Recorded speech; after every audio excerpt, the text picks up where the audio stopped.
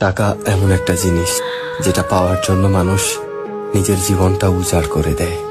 মানুষ বলে যে টাকায় সবকিছু হয় না, কিন্তু সত্যি তো এটাই যে বর্তমানে টাকা ছাড়া মানুষের কোনো অস্তিত্ব নেই।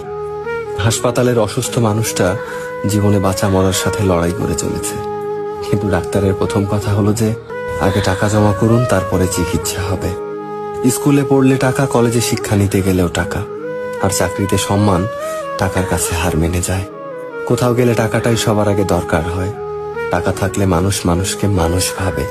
টাকা ছাড়া মানুষটা যতই সৎ সহজ ভালো মানুষ হোক না কেন, সমাজ সে মানুষটাকে অবহেলা করতে শুরু করে।